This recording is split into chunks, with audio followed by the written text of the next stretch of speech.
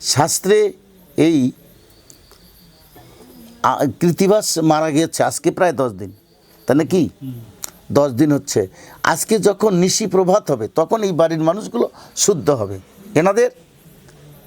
এনাদের ভাগীরা যারা আছে, এনাদের ঔরস থেকে যারা এসেছে, 3 পুরুষ পর্যন্ত এই অসৌচটা লাগছে, কিন্তু অসৌচ নয়, এটা পূর্বেও বলেছি আমি, এটা কোনো অসহজ নয়। ভগবান শ্রীকৃষ্ণ বলছে অশৌচন সুস্থাং সগবাঢাংসে ভাষ্যে কথা শুনচ্ছ নানুষ হচ্ছে পণ্ডিতা। পণ্ডিত বা জ্ঞানী ব্যক্তির কাজ অনর্গল কৃষ্ণ নাম করা। আমার হৃদয়ে যতক্ষণ কৃষ্ণ নাম হবে এতক্ষণ শৌচই থাকবে। যখন আমরা মায়ার কান্না পড়ে যাব তখন অশৌচ। শ্রীমদ্ ভাগবত গীতা 2য় অধ্যায় 11 নম্বর শ্লোক, এই শ্লোকটাই হচ্ছে 11 নম্বর। এ সংসারে যারা দ্বিধাগ্রস্ত হয়ে আছেন, এমন যদি হয়ে থাকে যে কালকে ভোগ কেন হবে, অশৌচ যায়নি, যখন আজকে এরকম দ্বিধাগ্রস্ত থাকিতে পারে, হ্যাঁ না এরকম দ্বিধাগ্রস্ত থাকাটা স্বাভাবিক। তার কারণ যেটা আর কোনো হয়নি, যেমন ললিত মাধব লিখতে গিয়ে বলেছিলেন অনার্বিত চরিং চিরাত করুণায় অবতীর্ণ কলো সমর্পিত মুন্ন রুজ্জ্বল রসাং স্বভক্তি শ্রিয়াম হরিভক্তি পুরোট দুটি কদম্ব সন্দীপিত ইত্যাদি শ্লোকগুলো যে বলেছিলেন। কারণ ভগবান যেটা আর কোনো যুগে হয়নি সেটা কি করে যুগে সম্ভব হলো? এদিকে আগে অনেক যুগ চলে গেছে, হ্যাঁ চলে গেছে, কিন্তু এমন সুযোগ সুবিধা আমরা কোনো যুগে পাইনি প্রভু। কিন্তু সেটা কেন এই যুগে হলো তিনিই বলেছিলেন। আর আমরা তো সাধারণ মানুষ। রূপ গোসাই এই কথা বলেছিলেন। রূপ গোসাই গৌরাঙ্গ মহাপ্রভুকে যখন ললিত মাধব যখন এই একটা শাস্ত্র 2 ভাগ করতে লিখেছিলেন, যখন এই শ্লোকটা পাঠ করলেন যে আর কোনো যুগে এরকম তো হয়নি যে হরির নামে সর্বজীব উদ্ধার হবে, এই যুগে কেন হলো? হ্যাঁ ঠিক তেমনি করে যে এটা কেন হবে, এটা তো আমাদের অমুক গ্রামে তমুক গ্রামে হয়নি, কিন্তু 2-1 গ্রামে হচ্ছে। এটা কিন্তু শুনতেছি আমরা, শোনার পরেও আমরা নিজেরা সেটাকে মানে নিতে পারছি না, তাই না কি? শুনছি আমরা, কিন্তু শোনার পরেও আমরা নিজেরা সেই জিনিসটা মানে নিতে পারছি না। মনে মনে করছি ওরাই বান কেমনে মারলো, আবার করছি যে নাই মারলে কেমনে বা হলো। এরকম 2 মনার মধ্যে পড়ে গেছি আমরা। না এরকম ভাব থাকতে পারে, কারণ যেহেতু সেটা হয়নি যে আর কোনো দিন, আর আমরা আমাদের এই ছাইটে আসেনি, ওরা খাচ্ছে খাক দিয়ে, দূর ওটা কেমন করে খাবো। শাস্ত্রে বলছে এই 10 দিন পর্যন্ত এই ছেলেরা অতিথিকে আপ্যায়ন করতে পারবে না। 10 দিন, এই 10 দিন অতিথিকে আপ্যায়ন করতে পারবে না। আমি কথা বলছি, আপনারা শুনুন।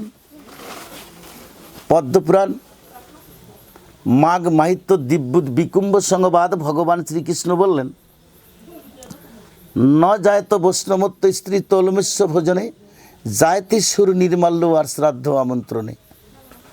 তোল গাই মৎস্য খায় নারী সঙ্গ করে তাহা তো বৈষ্ণবত্ব নাহি যেতে পারে।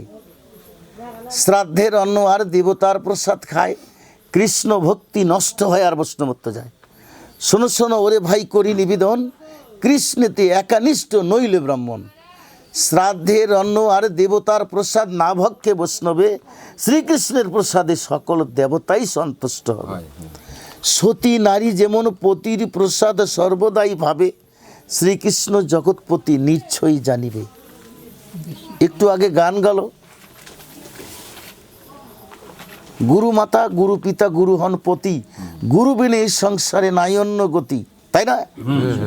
একটু আগে কিন্তু গান গেল, গুরু মাতা গুরু পিতা গুরু ফির পতিও হলো। হ্যাঁ গুরুপতি এই কারণেই হলো, গুরু যখন আমার কর্ণে মন্ত্র দিল, নিজের কর্ণ জুনি,